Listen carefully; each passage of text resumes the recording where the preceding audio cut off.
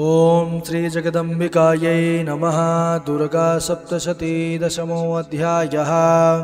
आइए सज्जनों, इस वीडियो पर हम दुर्गा सप्तशती के दशम अध्याय को शुद्धता, स्वर, लय और उच्चारण के साथ प्रारंभ करें। आइए प्रारंभ करते हैं। नमो नमः। भारत की प्रतिष्ठा संस्कृत संस्कृति और संस्कार से है। आइए हम इसको बनाए रखने में अपना योगदान करें। आप सभी सनातनी जन इस चैनल को सब्सक्राइब जरूर करें। दशमो अध्यायः। ध्यानम्।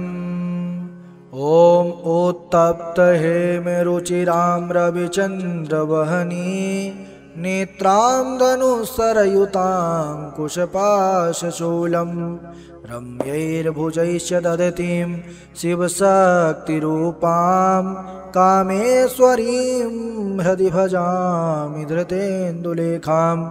ओम ऋषिरुवाच। निशुम्भं निहतं दृष्ट्वा भ्रातरं प्राणसंहितं हन्यमानं बलं चैव शुम्भः क्रुद्धो ब्रवीदवचः बलाबले पादुष्टे त्वं मा दुर्गे गर्भवामावः अन्यासां बलमाश्रित्य युध्यसे यतिमानिनी। देवी उवाच।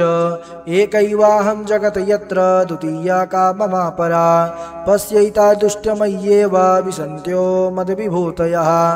ततः समस्तास्ता देव्यो ब्रह्माणि प्रमुखालयम् तस्या देव्यास्तनौ जगमो रेकैवासी तदाम्बिका। देवी उवाच। अहं विभूत्या बहुभिरीहरूपैर्यदा स्थिता तत्संहृतं मयैकैव तिष्ठाम्याजौ स्थिरो भव। ऋषिरुवाच। ततः प्रववृते युद्धं देव्याः शुम्भस्य चोभयोः पश्यतां सर्वदेवानाम् असुराणां च दारुणं सर्वर्षैः सितैः शस्त्रैस्तथास्त्रश्चैव दारुणैः तयोर्युद्धमभूद्भूयः सर्वलोकभयङ्करम्। दिव्यान्यस्त्राणि शतशो मुमुचे यान्यथाम्बिका भवञ्जतानि दैत्येन्द्रस्तत्प्रतिघातकर्तृभिः मुक्तानि तेन चास्त्राणि दिव्यानि परमेश्वरे भवञ्जलीलयैवोग्र हुङ्कारोच्चारणादिभिः। ततः सरसतैर्देवे माच्छादयत सोऽसुरः सापि तत्कुपिता देवी धनुश्चिच्छेदचेषुभिः छिन्ने धनुषि दैत्येन्द्रस्तथा शक्ति मथा ददे चिच्छेद देवी चक्रेण तामप्यस्य करे स्थिताम्।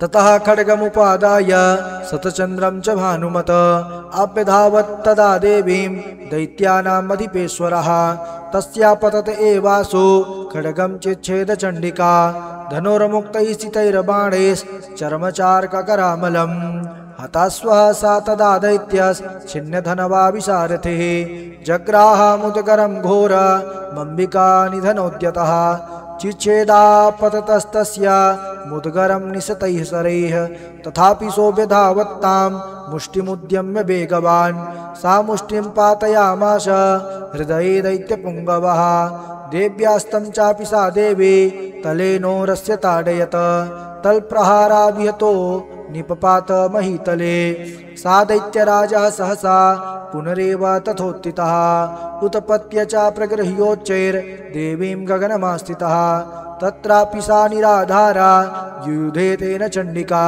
नियुद्धं खे तदा दैत्यश्चण्डिका च परस्परं चक्रतुः प्रथमं सिद्ध मुनिविस्मयकारकम् ततो नियुद्धं सुचिरं कृत्वा तेनाम्बिका सह उत्पात्य भ्रामयामास चिक्षेप धरणीतले साक्षिप्तो धरणीं प्राप्य मुष्टिमुद्यम्य वेगितः अभ्यधावत दुष्टात्मा चण्डिका निधनेच्छया तमायान्तं ततो देवी सर्वदैत्यजनेश्वरं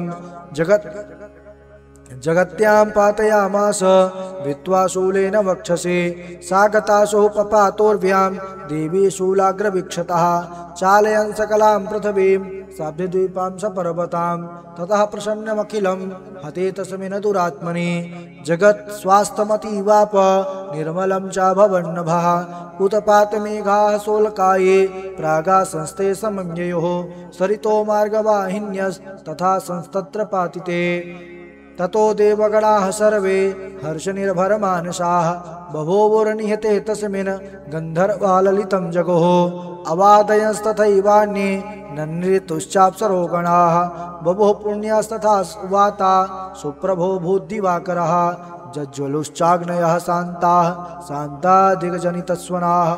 ओम जय जय श्री मार्कंडेय पुराणे सावणिके मनमंतरे देवी माहात्म्ये शुंभ नाम दशमोस्तवः। श्री दुर्गा चरण कमलार्पणमस्तु। नमो नमः।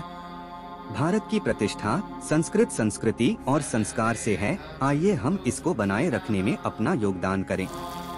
आप सभी सनातनी जन इस चैनल को सब्सक्राइब जरूर करें।